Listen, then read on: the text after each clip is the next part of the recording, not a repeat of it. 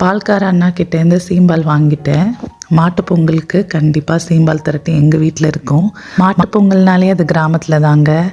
ஒரு பிளாட்டுக்கு வீடு இருக்குன்னா 2 பிளாட்டுக்கு மாட்டு கொட்டாய் இருக்கும். 20-25 மாடாவது குறைஞ்சது இருக்கும். அதுக்கு 4 வேலையாள் இருப்பாங்க.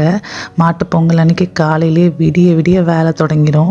மாட்டை குளிப்பாட்டுவாங்க. மஞ்சள் குங்குமம் சந்தனம்லாம் நெத்தியில் வச்சு கொம்புக்கெல்லாம் வண்ணம் பூசி கழுத்தில் மணி பூ மாலையெல்லாம் கட்டுவாங்க.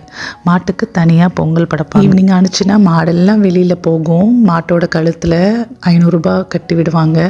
அதை யாராவது எடுத்துக்கலாம் அப்படிங்கிற மாதிரி. ஆனால் யாராலையும் அந்த மாட்டெல்லாம் அடக்க முடியாது. அந்த வேலை செய்கிற ஆளுங்க தான் அதை எடுத்துப்பாங்க. அந்த மாதிரி ரொம்ப ஜாலியான கேம்ஸ் எல்லாம் இருக்கும் மாட்டு பொங்கல் அன்னைக்கு. நான்லாம் அக்மார்க் 90s கிட்ஸுங்க. இதெல்லாம் பார்த்து பார்த்து வளர்ந்துருக்கேன். இப்போ உள்ள குழந்தைங்களுக்கெல்லாம் இதெல்லாம் கிடைக்குதான்னு தெரியல.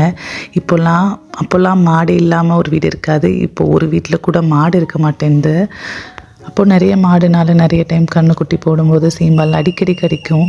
அதை காய்ச்சணுன்னா வீடு ஃபுல்லாக நல்ல வாசனையாக இருக்கும். இது ஜஸ்ட்டு ஏலக்காய் போட்டு வெல்லம் சேர்த்து ஆப்ஷனல் தான், குங்குமப்பூ போட்டு கிளறிட்டே இருக்கணும். தண்ணி சுண்டுற அளவுக்கு கிண்டணும். கிண்டி அது ஒரு கெட்டியான பதத்துக்கு வரும்போது ஆஃப் பண்ணிடணும். ரொம்ப உதிரியாக இருக்க வேண்டாம், லைட்டாக ஜூஸியாக இருக்கலாம். அந்த மாதிரி ஸ்டேஜில் சாப்பிட்லாம். இது ரொம்ப உடம்புக்கு சத்தான ஒரு விஷயம். இந்த சீம்பாலை பார்க்கும்போது மாட்டு பொங்கல் அன்னைக்கு எங்கள் கிராமத்தில் நடந்த விஷயங்கள்லாம் எனக்கு ஞாபகம் வந்ததை நான் உங்ககிட்ட ஷேர் பண்ணிக்கிட்டேன். நிஜமாவே இந்த மாதிரி மாட்டு பொங்கல் காட்சிகள்லாம் இப்போ பார்க்க முடியாது. சீம்பால் கிடைச்சா நீங்களும் ட்ரை பண்ணுங்கள். எல்லாருக்குமே மாட்டு பொங்கல் வாழ்த்துக்கள்.